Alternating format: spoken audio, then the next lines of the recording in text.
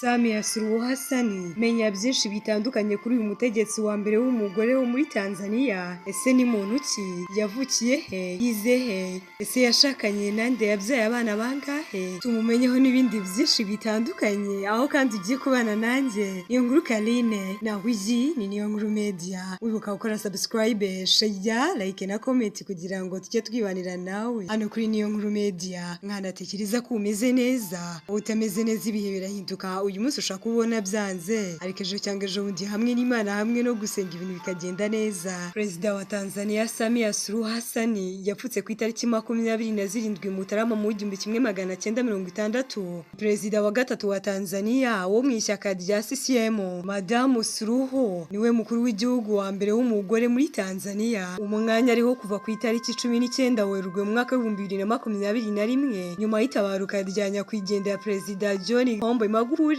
watabarutse ku itariki 17 Werurwe mu mwaka wa 2021. Ku ngoma ya Pombe Magufuli, Suruhu yari umukuru w'igihugu wungirije, yari vice perezida. Uyu muvyeyi ukomoka muri Zanzibar yabaye minisitiri wa Zanzibar, igice gifatwa nk'ubutaka bwa Tanzania ariko gifite ubuyobozi bwacyo ku ngoma ya Amani Karume. SAMIA SURUHU yabaye n'intumwa ya rubanda mu nteko ishinga amategeko, ahagarariye agace ka Makuduchi kuva mu mwaka wa 2010 kugeza mu mwaka wa 2015, aho ndetse yaje kujya mu mwanya w'umunyamabanga wa leta mu biro bya Perezida Karume guhera mu mwaka wa 2010 kugeza mu mwaka wa 2015. Mu mwaka wa 2014 SAMIA SURUHU yatorewe kuba umuyobozi wungirije w'inteko ishinga amategeko ya Zanzibar, ashingwa no gukora umushinga w'itegeko nshinga. Mama SAMIA se yaba yarize iki? Yize he? Kandi yize ibijyanye n'iki? Afite izihe mpamyabushobozi zimugira umugore w'igihangange, zimugira umugore w'umuhanga Perezida SAMIA SURUHU? Amashuri yisumbuye SAMIA SURUHU yayarangije mu mwaka wa 1977, ahita atangira akazi bidatinze, ariko akomeza kubifatanya n'amasomo mu mashuri makuru n'amahugurwa yagendaga akora kugeza mu mwaka wa 1986, aribwo yarangije amasomo ye ya kaminuza mu ishuri rikuru ryitwaga icyo gihe Institute of Development Management.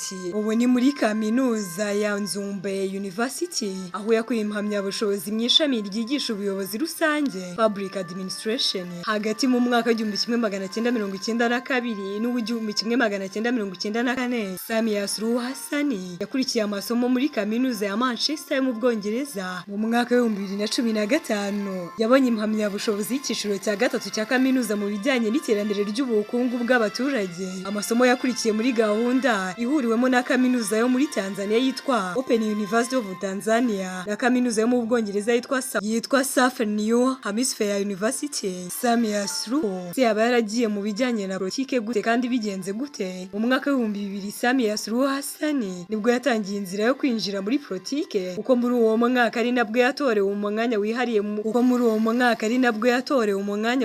mu nteko ishinga amategeko ya Zanzibar, ndetse Perezida Amani Karume amushyira muri guverinoma ya Zanzibar. Icyo gihe yari we muyobozi w'umugore umwe rukumbi muri guverinoma. Ibintu byamubereye ikigeragezo kitoroshye kubera ko bagenzi be b'abagabo baramusuzuguraga, ibi ariko ntibyamubujije gukora akazi ke neza, uko ndetse yongeye kugirirwa icyizere mu mwaka wa 2005 akomeza kuguma muri guverinoma ya Zanzibar. Mu mwaka wa 2010 ku ngoma ya Perezida Jakaya Kikwete, SAMIA SURUHU yiyamamarije umwanya wo mu nteko ishinga amategeko ya Tanzania, ahagararira agace ka Makunduchi ko muri Zanzibar, ndetse yegukana intsinzi ku majwi 80%.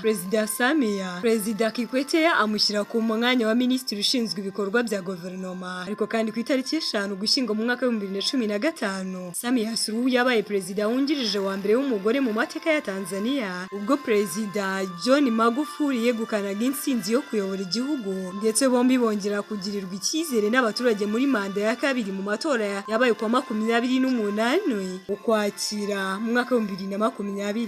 Itariki ya 17 Werurwe mu mwaka wa 2021 2021 SAMIA SURUHU Hassan nka visi perezida wa Tanzania niwe watangaje inkuru y'inshamugongo ibika urupfu rwa perezida Magufuli wazize uburwayi nyuma y'iminsi myinshi yari amaze atagaragara mu ruhame. SAMIA yarahiye kuyobora Tanzania ku itariki 19 Werurwe mu mwaka wa 2021 akaba ari we mukuru w'igihugu wa mbere w'umugore mu mateka ya Tanzania, akaba n'umunyazanzibari wa kabiri uyoboye Tanzania n'umuyisilamu wa gatatu ubaye perezida nyuma ya Ali Hassan Mwinyi na Jakaya Kikwete. By'akarusho rero SAMIA SURUHU ubu n'umwe mu bakuru b'ibihugu b'abagore babiri bari ku buyobozi hamwe na Sahle wa Ethiopia. Akagahigo ubundi kari gafitwe na Ellen Johnson wabaye perezida wa mbere w'umugore ku mugabane wa Afrika ubwo yatorerwaga kuyobora Liberia nka perezida wa 24 kuva mu mwaka wa 2006 kugeza mu mwaka wa 2018. SAMIA SURUHU yatsinze amatora ku majwi 97.66%. Komisiyo y'amatora yo muri Tanzania mu gitondo cyo kuwa gatandatu ku itariki ya mbere z'ukwa 11 mu mwaka wa 2015 yatangaje ko SAMIA SURUHU ari we watsinze amatora y'umukuru w'igihugu ku majwi 97.66%. Aya majwi yatumye SAMIA wagiye ku butegetsi mu mwaka wa 2021 nyuma y'urupfu rwa John Pombe Magufuli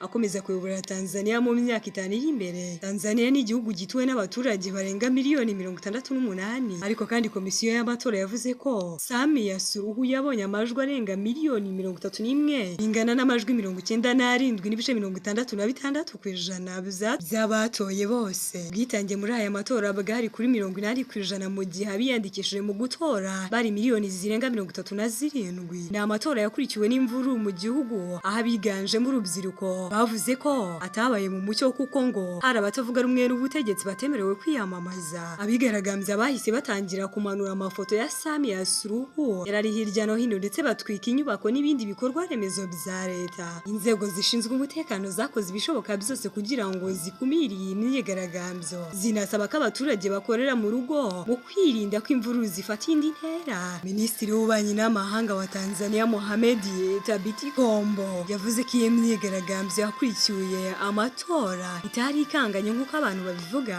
Yavuze ko hari ahantu hamwe na hamwe habaye ibibazo bitewe n'abo yise abanyabyaha. Yanamaganye amakuru yavugaga ko inzego z'umutekano zakoresheje ingufu murengera mu gutatanya abigaragambya. SAMIA SURUHU w'imyaka 65 ashimirwa uruhare rwe mu kuyobora Tanzania nyuma y'urupfu rwa John Pombe Magufuli. Ashimirwa ko igihugu cyakomeje umurongo w'iterambere cyarimo na mbere. Ariko kandi mu ntangiriro SAMIA yashimiwe kudohora ikandamizwa ryo muri politike, ariko kuva icyo gihe urubuga rwa politike rwarafunganye. Ubutegetsi bwe bushinjwa kwibasira ababunenga mu bijyanye n'ubwishanyi ndetse n'ishimutwa ndetse no guhohoterwa. Ariko kandi wakoze gufata uyu mwanya wose maze ukabana natwe. Njye wumvaga ndi Niyonkuru Karine, naho iyi ni Niyonkuru Media. Wibuka gukora subscribe, share, like no comment kugira ngo nyine tujye duhora twibanira nawe hano kuri Niyonkuru Media. Njye ariko kandi icyo mpora mbifuriza, Imana ikomeze yagure kandi yobure intambwe zanyu. Uramutse ufite ikibazo, igitekerezo cyangwa inyunganizi, nta kibazo wabinyuza hano muri comment section. Turabakunda cyane hano kuri Niyonkuru Media. Ushaka ko hari amateka y'umuntu cyangwa ibintu runaka tuvugaho mu magambo arambuye, wabitwandikira hano muri comment maze tukazagaruka tubivugaho. Ku itariki 3 z'ukwezi kwa 11 mu mwaka wa 2025 SAMIA SURUHU niwe mukuru w'igihugu watorewe kuyobora Repubulika ya Tanzania. Bikaba kandi biteganyijwe ko uyu munsi ku itariki 3 z'ukwezi kwa 11 mu 2025 SAMIA SURUHU Hassan ayarahiye akarahira, ariko nta banyagihugu bahari uretse abakuru b'ibihugu ndetse n'abandi bayoboye izindi guverinoma bari batumwe mu muhango w'irahira rya SAMIA SURUHU, naho abanyagihugu bo ntabwo bari bahari, bari bahejwe.